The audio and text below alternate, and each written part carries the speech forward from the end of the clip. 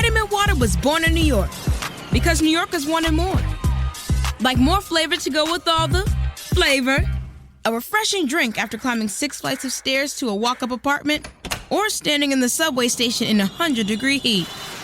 Focus when I have an 8-hour shift, and Triple X after I was out all night at a club called Triple X. Drink Vitamin Water. It's from New York. I am paging Dr. Chanda. I am the Dr. Chanda. And I'm a licensed clinical psychologist. Yeah. Welcome to the Paging Dr. Chanda podcast, all things related to the Black culture. Revolt. Got the doctor in front of your name. What's up, family? It is Dr. Chanda. Tune in for another episode of Paging Dr. Chanda. All you have to do is keep watching. But listen, if you're just watching from the outside, just peeking through the window, I need you to commit. Come all the way in the house, and I need you to subscribe, like, and shoot me a comment in the comment section. I love responding to all of your comments. I love listening and reading how much you guys enjoy the topics that I'm talking about. So yeah, do me a favor, like, comment, subscribe, and join the tribe. Stop scrolling for 1 second. This month, we are bringing back the Psychology of Black Women, the online class brought to you by yours truly, Dr. Chanda, licensed clinical psychologist. Y'all, I've been getting so many questions about why anxiety and depression presents differently in Black women. What do we do about it? How can we start to combat this? And what are some of the reasonings behind it? Listen, if you are a Black woman who has questions about anxiety and depression, it's something you experience or something your loved ones experience, or if you're a professional who works with Black women who experience anxiety and depression, I promise you this class is for you. Make sure that you sign up today. Hey, what's up, y'all? You are now tuned into the Paging Dr. Chanda podcast, where we talk about all things related to life lessons, mental health, the culture, and the faith community. So today I have a very special guest. Welcome to my studio, Kizzle. Or Kofi, whichever one you prefer. Mm-hmm. Just joking, because this ain't a real studio, but No, absolutely. Absolutely. Thank you for having me. We were actually joking about how you do have a studio setup going on here, but you can keep it modest, but you kind of got a studio setup going on. Yeah. Well, according to Kizzle, then I'll take that compliment. So I'm gonna just call it a studio for the rest of the podcast. Then. Yes. Perfect. So Kizzle, tell us a little bit about yourself. So I always call myself a mental health advocate. And I am the founder of Express Yourself Black Man, which is a community of healing, focused on Black people, but with a specific focus on Black men. And so what I'm doing is I'm leading with vulnerability. And what that means is I'm talking about experiences that we don't normally speak about as Black men, like getting cheated on, love, relationships, breakups, depression, suicidal ideations, mental health, therapy, all of these different topics in hopes of creating a community of healing and in hopes of getting other Black men to speak up about their experiences and open up so that we're not just internalizing all of this stress and trauma. And so I do that primarily on social media. So on IG, we have a growing community of over 56,000 people, TikTok over 1K, YouTube over 1K. And also a podcast, all these different avenues trying to reach the community. So I'm very, very, very passionate about creating solutions. So I think about it as solution-based thinking. So rather than just always talking about these things and creating more stress and problems for our community, I try to create solutions. So I lead with vulnerability, but I also lead by trying to create solutions based on things that have worked for me. So I would definitely consider myself as a mental health advocate and someone that's trying to create a better Black community, because eventually I'm going to have little Black kids and I want them to be able to inherit something better than what it is that was given to me. So that's something that I'm really, really passionate about. The fact that you said trying, like I'm trying to make a difference, I'm trying to do all these things, like you're doing it. Mm-hmm. And we see it. We see the work. We see the effort. If you're not following Express Yourself Black Man on Instagram and TikTok and YouTube, you need to do that like right now, because you bless so many people with your platform. And I think it's needed. I think we're coming to a state where Black men are becoming more comfortable with vulnerability. And you said you lead with vulnerability. Can you kind of explain to us what that looks like? Yeah, so I always call it leading with vulnerability, and I coined that term. So if you ever hear anybody say it, right, just know, listen, I'm the first person that you've heard say it. Okay, so what leading So with he said, give him his credit. Basically, he said, give him his credit. absolutely, leading with vulnerability is something that I've noticed works very, very well in the Black mental health space, specifically with Black men. And so I'll speak about when I used to run these clubhouse rooms. They weren't group therapy, but I think about it as like a group session or a group therapy session. And we would do it on Sundays. We used to have a clubhouse chat, maybe about like 10 to 15 Black men or Black people in general, but mostly Black men in there.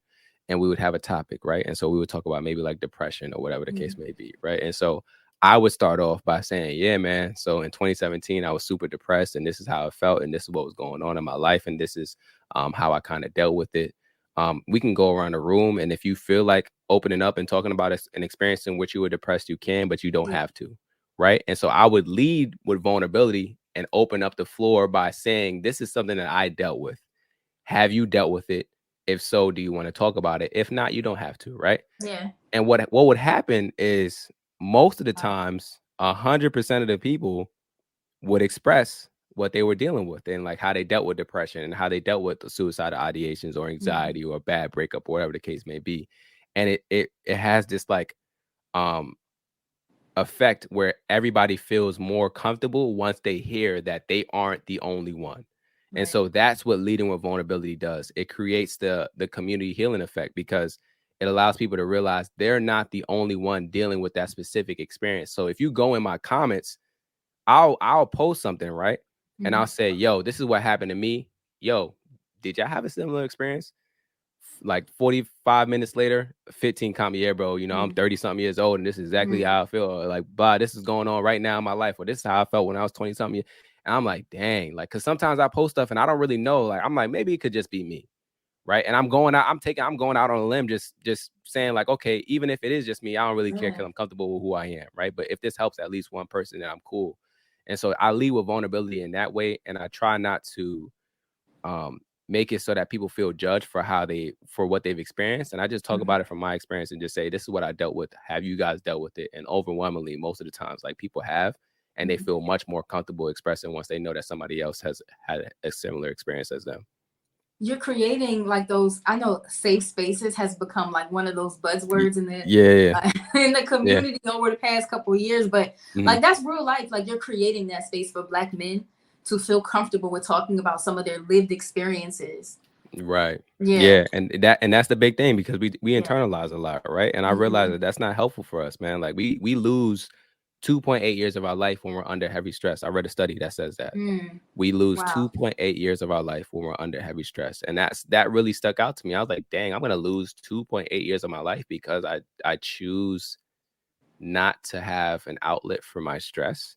Right. And like, I choose to and not necessarily choose, right? Because a lot of us aren't like consciously making that decision, but we are in a sense, right? When we decide not to express how we feel or choose not to invest in ways to like better our mental wellness and our emotional intelligence so that we know how to express ourselves healthily. So we're literally losing years of our lives because we choose not to express what's going on. And that just didn't sit right with me, man. Like, and I felt like I had to do something about it for myself and then also try to help other Black men out of that, man, because like women live longer than men.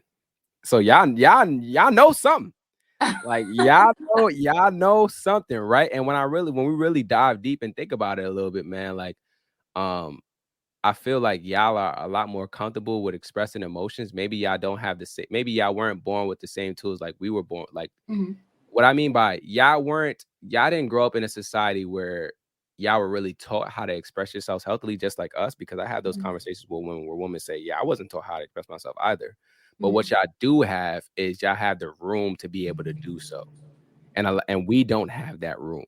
So while y'all don't have the tools to express yourself healthily, y'all do have the room to express yourself healthily when you find out that you need to. We don't have the tools to express ourselves healthily, and we also don't have the room to do so, even when we know we need to. Wow. But you know, I feel like us as a community, especially, I think generally speaking, like women, we're more socialized to feel emotion, to express emotion. Mhm. But like even in the Black community, right? So I feel like women too, like we can have a hard time with like feeling and expressing emotion because of those, notions that have been detrimental, like the strong Black woman or what have you. Yeah. No, you speaking facts. You speaking a lot of facts. Yeah, no, So that's true. Yeah. so I'm thinking like us as a community, and I'm not gonna me too this conversation, but like, No. Yeah, I think, you're adding your experience. Yeah, and yeah. that's necessary. Yeah, go ahead. Yeah. This episode is brought to you by Temptations Cat Treats. Your cat will come running for the perfectly irresistible Temptations Creamy Puree and Temptations Lickable Spoon Cat Treats. The best time to feed lickable cat treats to your cat is anytime. Feed by hand for a playful moment, in a bowl for a creamy treat, or as a topper to make mealtime fun. Visit temptationstreats.com to learn more. And I just think that like as Black women, like we also have to get to a place of acknowledging that, some of us may not have learned the tools, but it's okay to learn them now in adulthood. I think when we go through life and we normalize these ideas, like this idea of strength, or just being able to kind of like power through situations, I think that keeps us in places to where we feel like, well, my grandmom did it, my auntie did it, my mom did it, so I'm gonna do it. I'm gonna be able to kind of like put this mask on and keep it moving. And just because it's normalized don't mean that it's adaptive, doesn't mean it's healthy, doesn't mean it's functional. Right. There's a lot of maladaptive behavior in our community that we think is healthy that's not healthy. Like we do a lot of things out of trauma that's not really putting us in a position to win. It's just putting us in a position to perpetuate the cycles that we've seen. That same cycle, right? That same cycle. So I love that we're talking about this.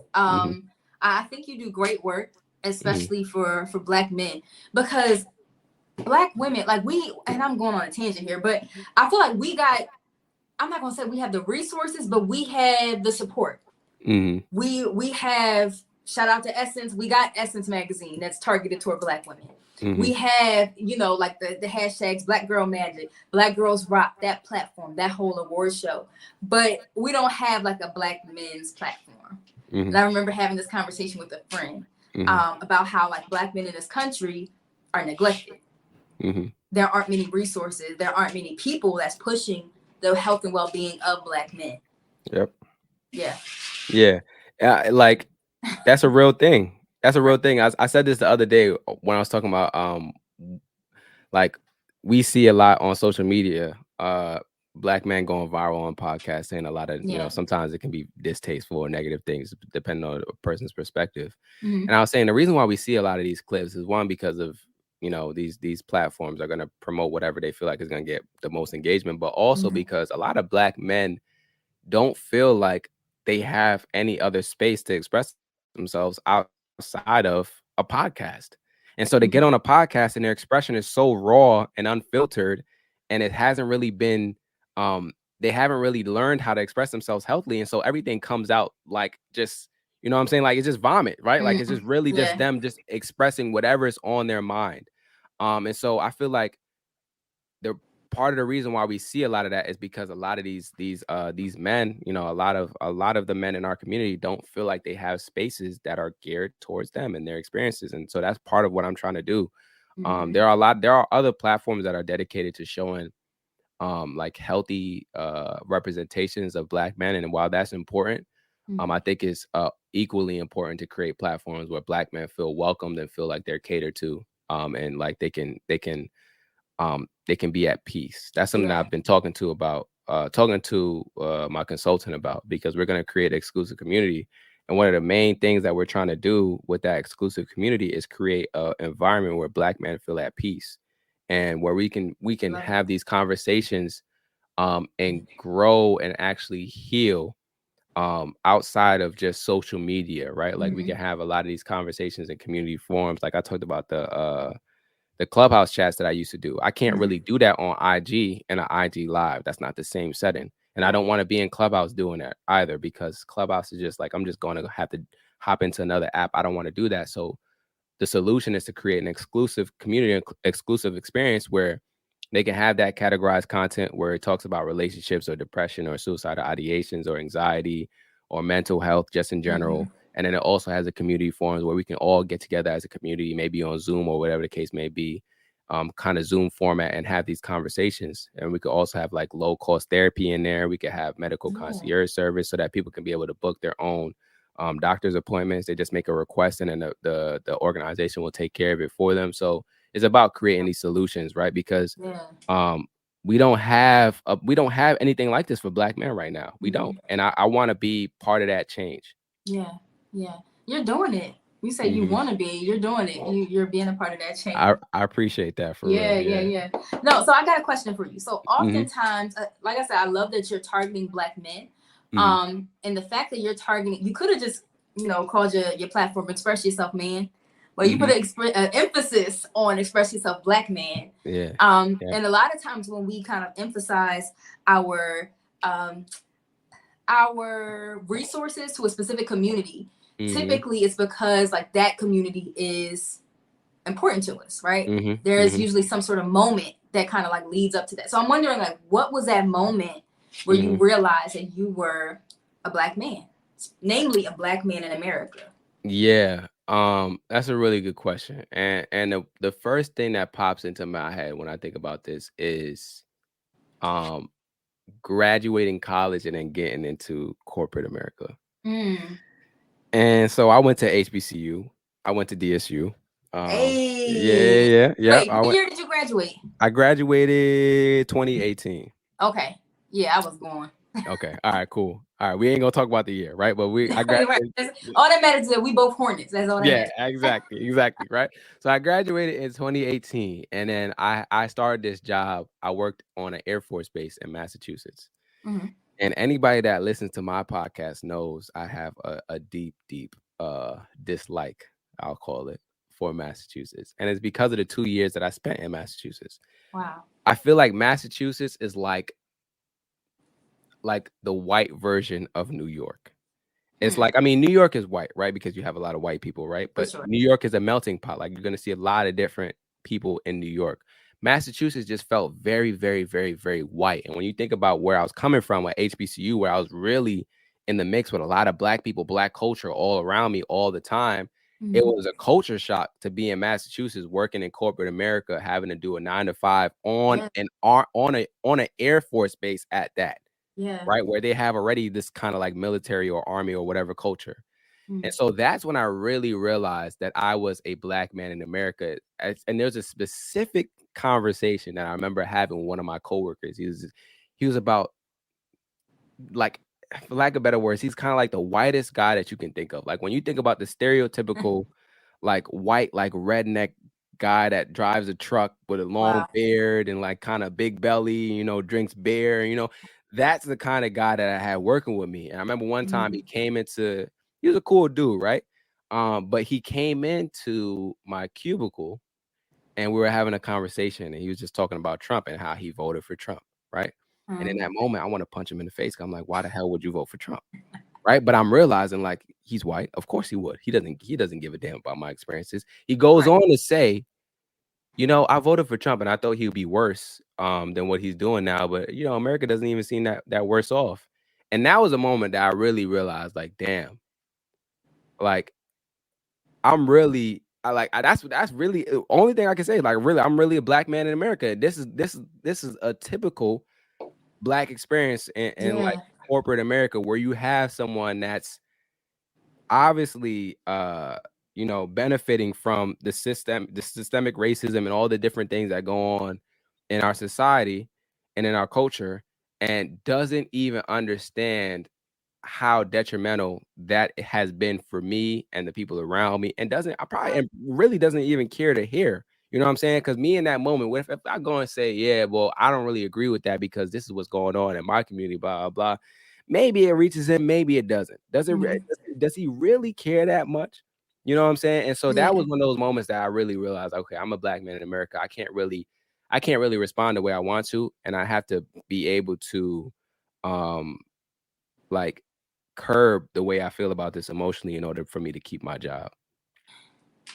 Isn't that interesting how we have to kind of like conform or kind of like curb our emotions in order to accommodate somebody else when they're the ones making us feel uncomfortable. We feel like we have to yeah, it's very interesting. Even if you think about how we are when we go into work, right? Like a lot of us code switch.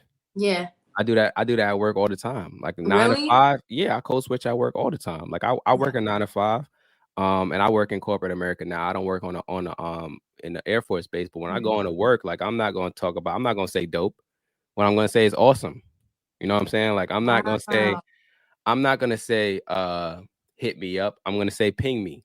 You know, like it's just certain things that I switch the way that I speak because I know it's easier for you to accept me as a black man when I speak like a white person. You know what I'm saying? And that's really the gist of it. Yeah. And that's what code switching is. And a lot of us had to do that in order for us to in order for us to be accepted, in order for us to be less of a threat, in order for us to keep our positions and provide for our families. Wow. I think This episode is brought to you by Netflix. 3 couples, 4 vacations, a lot to unpack. Watch The 4 Seasons, a new series starring comedy favorites Tina Fey, Steve Carell, Will Forte, Coleman Domingo, and more in a hilarious and heartfelt love letter to long-term relationships. Based on the original Alan Alda film. Watch The 4 Seasons, May 1st, only on Netflix. We saw kind of like an example of that. I don't know if you saw the Kanye documentary yet. I have seen the whole thing. Yes. Okay. Somebody had pointed out to me, this was before I finished the whole thing, but they pointed out to me like the significant differences between the way Kanye, who's obviously a black man, how he would talk like at the very early episodes versus how he would talk and more of part 2 and 3 while he was in a group of white people. And like we were like literally seeing before our eyes that need to code switch, that need to kind of change who he was in environments to present themselves or present himself. Yeah. We, it's interesting, right? Because part of it is like in a professional environment, you're supposed to present yourself a certain way, right? Like, I mean, you're not necessarily supposed to go there in shorts. Like, let's say you're doing a presentation or a pitch to a VC to VC to get money for your business. Like, you're supposed to go in there with a suit, nice cut, all that kind of stuff. But where does it stop, right? Where do we draw that line, right? Because for us, part of our culture is the way that we dress, and like, it's hard for me, especially as a black man, to know when that line needs to be drawn. Am I doing too much by code switching, or am I doing just enough? Right? Like, am I doing too much by switching the way I dress, or am I doing just enough? Right? So it's like, I understand the difference between the way Kanye spoke in like part 1 and like part 2 and 3, but I also feel like some of that is attributed to him also changing as a person. Kanye now is not the same Kanye from when he was coming up in Chicago. He's a lot more. What's the word that I would put on Kanye now? I guess modernized, for lack of better words, right? And him coming out of Chicago, he's raw kid, not really. He was not really on game like how he is now. So I think the way that he moves now, and also like some of his interests and stuff, has changed with access that he's had. That money has kind of given him as well. So I think that's part of it too. Yeah. It definitely can contribute to it. That's interesting. So you feel I know a lot of people saying that share that same mentality that Kanye is like switched a bit. Yeah, and I think a little bit. I don't think I think Kanye is Kanye, but I think some of his interests have. When I say interests, I mean like, I don't know, because now when I think about like him when he was younger, he was always talking about how he wanted to be like a fashion icon and all these different things, and now he's just living in that reality, right? So I don't know if his interests have necessarily changed, or if he's just become more of who he wanted to be. It could be that his interests have changed, or he's just become more of who he wanted to be. I don't know. I would have to be around him to really, I would have to have been with him when he was younger and be with him now to really be able to make that assessment. Yeah. No, that's a good point. Let me ask you this question. Do you feel as though it's more difficult for Black women how should I word this question? Like, is it more necessary? Is it deemed more necessary for Black men to code switch as opposed to Black women? And yeah. You know, that's interesting. I don't know. Okay. I don't know. I think Black people in general are expected to code switch. And I know there's some white people that are like, well, like, when I get into a certain environment, I'm going to change my language as well, blah, blah, blah. Not to the extent that we do, right? Like, not to the extent that we do. I don't want to say that Black men have to do it more than Black women. I think we both have to do it. And I also think the reasons and why we do it are kind of the same too. Because I said the reason why I do it is because I want to be seen as less of a threat, less of a whatever the case may be. Right. When you think about Black woman and the tropes that you guys have when it comes to like society in general, it's always, well, the angry Black woman. Like, that's something that you know what I'm saying? That's something that I experienced when I worked in the Air Force base. Like, we had this Black woman that worked with us, and she was just very strict, right? And everybody was just like, you know, they basically labored her with that angry Black woman trope, right? And it was because she knew what she was talking about, and she was unapologetic when she spoke. So she didn't code switch, and she didn't conform, and she didn't lay down and bow down to them. And so that made them label her with the angry Black woman trope. And so I feel like that's part of the reason why we see code switching on both sides between Black women and Black men. It's like, I don't want to be the person that gets highlighted for, and it's crazy to say it this way, but it's like, you don't want to get highlighted for being authentically, you don't want to be authentic in your expression or in who you actually are, because you think that that's going to be used against you in some way, shape, or form. So you rather conform to what everybody's doing in that corporation or organization or whatever the case may be, so that you can just continue to make it to the next day. And it's really just about surviving in corporate America. And it's sad that we had to do this, but this is part of the reason why diversity and inclusion should expand more to not just recruitment efforts, but actually culture inside of a company. Exactly. Yeah, I agree with you. I think there are probably like different stigmas that we're fighting, which is why so many of us do code switch. The reason why I asked you that question about Black men versus Black women was because when you were talking about code switching, I had an immediate impulse to, talk about my experience with code switching. But then I paused. But then I paused. I'm like, well, I'm going to be sensitive to the fact that it might be completely different. Because I acknowledge that there are different hurdles that Black men have to jump over than Black women. But I will say, I made an intentional effort probably about like 4 years ago to not code switch in my profession anymore. So the same Dr. Reynolds you get on a podcast is the same Dr. Reynolds you're going to get when I'm teaching a class at the doctorate level. The same Dr. Reynolds that you're going to get where I'm meeting with a client.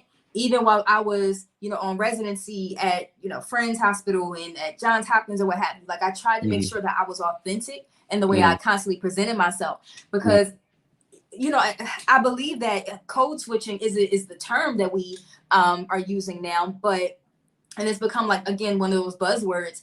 But this is not something new to America. Like, when we were brought to this country, we were expected as Black Americans, we were expected to have our identity stripped, right? We were expected to have our identity stripped of who we are in terms of our African ancestry, and to take on the mindset and the mentality of our oppressor in order to assimilate, in order to be like those who we're surrounded with. So as a result, I chose to wear my hair the way I wanted to. I chose to wear my nails the way I wanted to. Did I receive backlash? Were people labeling me? Yes. Were those people white and Black? Yes. But, I made, again, a conscious effort not to do that. But also, like, I am completely aware, and this is not to take away from your experience. I want you to see it, please. I feel like we probably have different experiences as a Black man and a Black woman. And also, I acknowledge, like, the privilege associated with, I don't call myself light skin or whatever, but being of a lighter complexion, I feel as though that people might deem that differently, as opposed to being someone of a darker complexion. So that's definitely, I'm glad you pointed that out. That definitely has, that's not all of it, but that has something to do with it, right? Like when Yeah. we already know. It's sad that this is what it is in our community, but there's a certain level of colorism, right? Like the darker you are, the Absolutely. more you're seen as a threat, Exactly. right? And that's Yeah, what I failed to say that, but I appreciate you for pointing that out. yeah. Like the Yeah. darker you are, the more you're seen as a threat, right? Exactly. And so I think that could be part of the reason why. But I'm gonna challenge myself. Now that you Mhm. said that, right? You've inspired me in a way. I'm gonna challenge myself to not code switch as much, right? It's not gonna Yeah. change overnight. Yeah. But I'm definitely gonna challenge myself because it is stripping my identity, right? And I do want to be authentic in my expression. Yeah. And that's something that I struggle with, right? Because also part of it I think has to do also with people pleasing, right? Like I struggle with people pleasing. Yeah. And Okay. what you want to do is you don't want people to like look at you a certain way. It's like, what are they Yeah. gonna think? How are they gonna think about me if I use the Right. word dope instead of awesome? You know what I'm saying? Like, how are they gonna think about me if I just use hit me up instead of ping and all these different slang terms that I normally use Right. with my bros, right? So I think part of it is like me wanting to be cool with everybody and not wanting to be at odds with anybody. And so that also influences my behavior when it comes to work.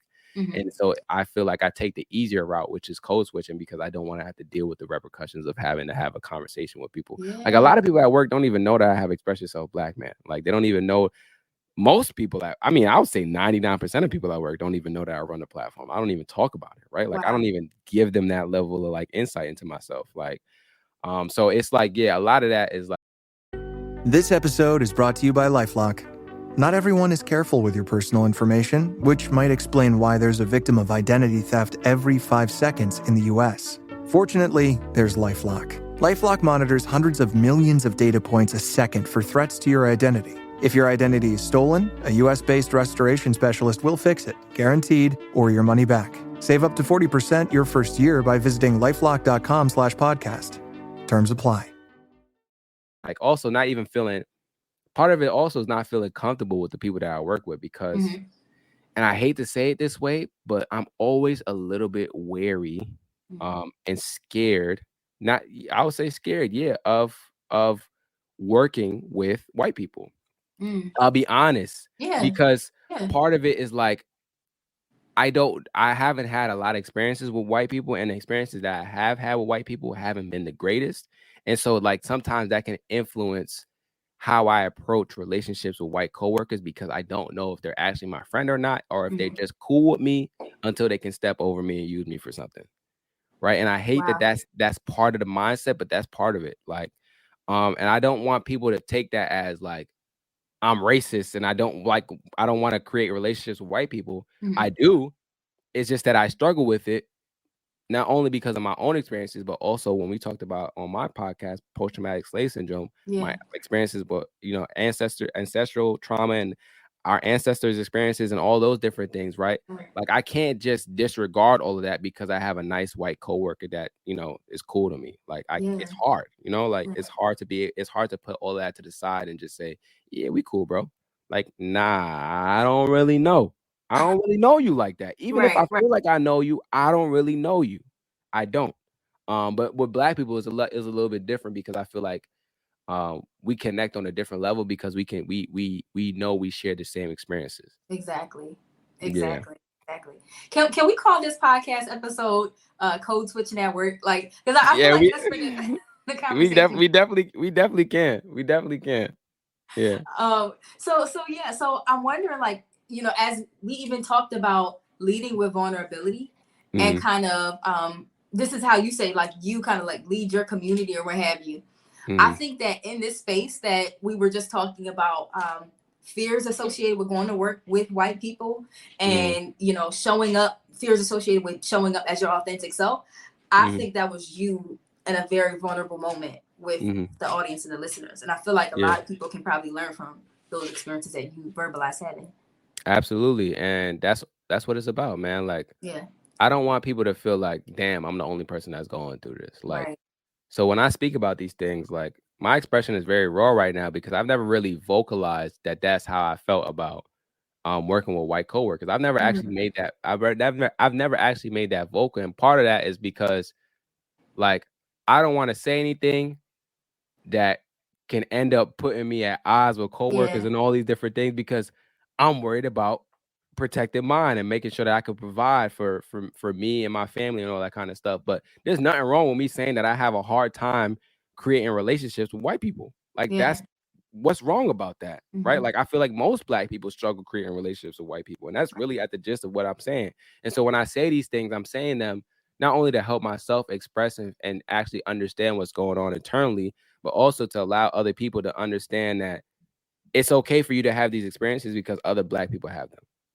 Yes. We got to keep in mind, like, we don't go through these experiences in life as individuals. Like, if one person, Black person experienced it, it's likely that that community in general has experienced it. And again, like, I'm appreciative of you just being vulnerable in that aspect. You said that was the first time you talked about that? Yeah, that's the first time I did. That's definitely the first time I talked about like my experiences with white coworkers. So this is this is definitely an exclusive to Paige and Dr. Chanda. You know, I've been told I have that effect on people that I can just make people open up and share. I think that's why I'm in the profession. Yep. Listen, you definitely doing it in this episode. Doing it. So if I can be transparent, you know, that was my first time talking about like even code switching on my perspective. And how, like, because people see like the product now, right? Me as the person who kind of like shows up authentically and thinks I was always like that. But people might not know that I've had moments in life, especially early on in my doctorate program, where I did not like, you know, go into school with braids. And I never, so I went to school in DC, but I never took the metro wearing a hoodie. I never did because I did not, because in the morning on the metro, it's a bunch of white people who wear business suits and dresses, and they're on the way to work. And I did not want to be labeled. So really? On days where I had classes and I had to take the train, I had to take the metro, I wore like clothes like I was going to work or what have you. Like I didn't wear going to class clothes. Like I would, you know, code switching, right? Wow, that's interesting. Wow. You know, it's interesting because if I was in that situation where I was going on the train with a bunch of different white people and I was just going to school, I would not give two flying, like I wouldn't even care. Wow. But when I'm in the actual setting, you know what I'm saying? That makes sense. I'm like, I gotta switch up. Right? Like I have to change. So it's interesting that you had it even before you went into the setting. Cause for me, it's like none of y'all gonna really, I don't care how y'all feel about me outside of the setting because y'all can't I feel like for me, what it is once it has I feel like it can actually have an effect on my life and my livelihood, I get a little uneasy. And then that's what leads to the code switching because I'm like, I have to code switch in order to survive. But if I don't have to code switch in order to survive, I'm like, I don't give a damn. Like if I'm in the train and I'm around a bunch of white people and they worried about what I'm wearing, I'm like, I don't care.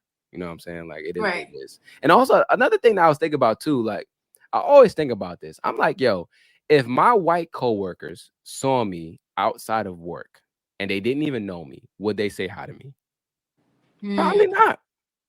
Probably not. Like if they saw me in the supermarket with my joggers on and some Yeezys, you know what I'm saying? Like the black man is okay to not be okay hat and the merch, you know, would they say what's up? Or would they head down, keep walking? Because that's a lot of the times that's the experiences I get with white people. There's some cool white people that I see in you know, in the environment, but out and about. But a lot of times I get the like, I'm not even trying to make eye contact. You know what I'm saying? So I always think about that too. I'm like, would they even say what's up to me? Like that's something that I think about. Wow. That's something I think about for sure. That's something I was just saying. That's something that I think about for sure. It's not going anywhere, but yeah, that's definitely something that I think about. Yeah. No, I definitely appreciate that. Like I said, I think people are probably thinking the same thing and have this similar experiences. So, but Kofi, I appreciate you. Like you literally came, you were vulnerable. Like I can tell this isn't just a slogan that you have, like leading through vulnerability. Like you actually showed up and you did it today during the podcast. Absolutely. Yeah. Can you tell the people where to find you? Absolutely. Yeah. So y'all can find me at Express Yourself Black Man on Instagram. You can find it on Express Yourself Black Man on TikTok, on YouTube as well. We also have a podcast called Express Yourself Black Man. The website is up. It's expressyourselfblackman.com. I feel like I'm saying Express Yourself Black Man a lot. So yes, that's Express Yourself Black Man on all platforms. We have a lot of different resources when it comes to healing. We have therapy resources. We have an ebook. It has 4 different chapters. One is on depression and suicidal ideations. The other one is on breakups. We have another 2 chapters on anxiety, and then also attachment styles. And so what I do in that ebook is I try to break it down into 2 sections in each chapter. In one part of the chapter, I talk about my story in relation to the chapter subject. So in the depression and suicidal ideations chapter, I talk about my experience dealing with depression and suicidal ideations. And then I talk about, in the second part of the chapter, I talk about how to heal. And so I give a guide and things that I did that helped me to heal when I was dealing with that. And so that book is called From Hurting to Healing, A Black Man's Guide to Feeling. It's an ebook. It's linked in my bio and Instagram. And we also have that therapy. title. Yeah. From Hurting to Healing, A Black Man's Guide to Feeling. So yeah. That ebook is definitely my way of trying to create more resources and embody that solution-based thinking. And then also the last thing I want to talk about is the exclusive community. So that is where that's where the platform is moving. It is going to be a subscription-based community. It's going to have low-cost therapy as part of a partnership that I'm finalizing with a Black organization. And so what that's going to basically do is it's basically going to allow us to heal outside of these social media platforms. So that exclusive community will have low cost therapy. It'll have categorized content, so categorized podcast episodes and posts. It'll have community forums. It'll have live podcast episodes as well. It'll have exclusive merch, and then it'll also have a medical concierge service as part of another partnership that I'm working on. And what that basically will be is a Black man will be able to come into that exclusive community, request for a doctor or request for help in their environment or wherever they are. And then the organization will take care of finding them a competent doctor, a competent Black doctor that can help them, a primary care physician, and then they'll book their appointment, and it'll also help pay for transportation there if they need to. So trying to get Black men on all different facets, right? Not just mental health, but also the physical health, right? Because we don't be going to the doctor. I ain't gonna lie, man. No. We don't, right? Like my girl literally got to force me to make my appointment, right? So I know if it's something that I'm struggling with, I know some of the community members are struggling with it as well. Oh, so absolutely. It's about creating these solutions and not more problems, man. And meeting the community where they are and offering what they need. I love it. Kizzle, you are definitely a gem. Thank you so much for joining the Paging Dr. Chanda podcast. I hope that you guys were taking notes, because Kizzle was definitely saying some things that I probably apply to you and your life. I want you to share this podcast with as many people as possible. I want you to tag as many people as you can, especially your Black brothers, cousins, your father, everybody who is a Black man and you feel like who needs these services. Because when is this service opening up, Kizzle? In a month and some change. Yeah. Okay. So anybody that's on the Instagram, TikTok, wherever platform you're on, it's going to be on every platform. I also have a email list. So if you go to expressyourselfblackman.com/therapy, you can sign up for the mailing list to know exactly when it's coming out and get early access to it. Yep. Perfect. I love it. Thank you again, Kizzle. For the viewers out there, make sure that you are subscribed to the Paging Dr. Chanda podcast so that you can enjoy more episodes like this one. And don't forget, you have the power to create the emotions that you want to experience. All right, y'all. Catch y'all next Wednesday.